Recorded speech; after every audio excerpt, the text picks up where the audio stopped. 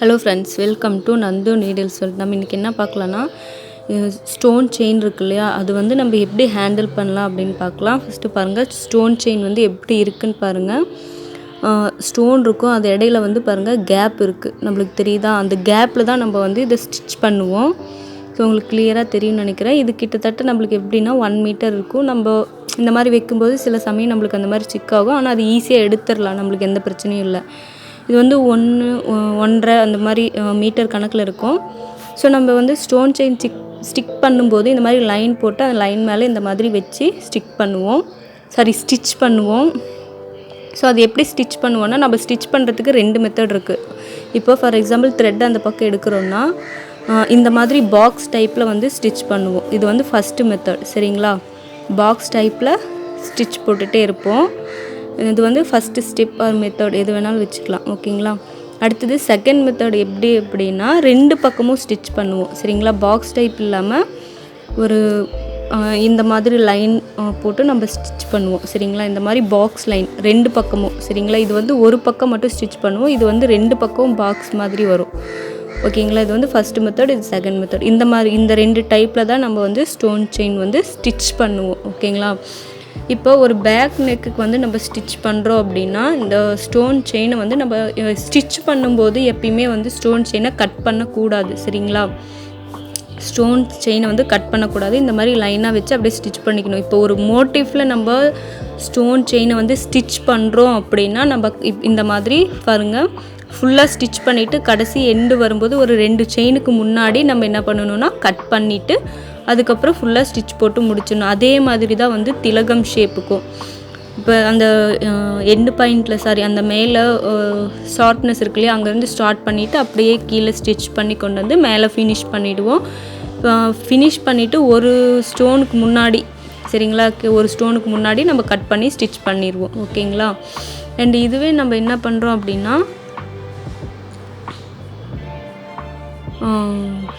Stick பண்ணணும் அப்படின்னா, ஓகேங்களா,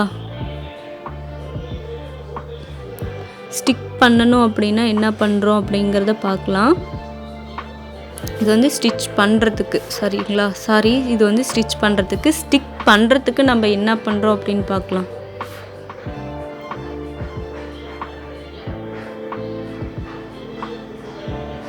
ஸ்டிக், சரிங்களா, அதாவது ஸ்டிச் பண்ணும்போது நம்ம கட் பண்ணக்கூடாது, பட் ஸ்டிக் பண்ணும்போது நம்ம என்ன பண்ணணும் அப்படின்னா, நீங்கள் ஸ்டோன் செயினை வந்து கட் பண்ணிக்கணும், ஓகேங்களா? நீங்கள் எந்த அளவுக்கு ஸ்டிக் பண்ண போகிறீங்க அப்படிங்கிறத நீங்கள் வந்து அந்த மெஷர்மெண்ட் வந்து ஸ்டோன் செயின் வந்து அது மேலே அந்த டிசைன் மேலே அப்ளை பண்ணி, இப்போ பேக் நெக் ஃபுல்லாக வச்சு பார்த்துட்டு அப்புறம் நீங்கள் க்ளூ அப்ளை பண்ணிவிட்டு அப்படியே ஸ்டிக் பண்ணிட்டு வரலாம், ஓகேங்களா? இதே நீங்கள் ஒரு மோட்டிவ், ஒரு டிசைன் அந்த மாதிரி நீங்கள் ஸ்டிச் பண்ண போகிறீங்கன்னா அதே மாதிரி மெஷர்மெண்ட் எடுத்து நீங்கள் ஸ்டிச் பண்ணிக்கணும். இதை வந்து எந்த மாதிரி நம்ம வந்து ஹேண்டில் பண்ணுற ப்ரொசீஜர்னு ஒன்று இருக்குது, சரிங்களா?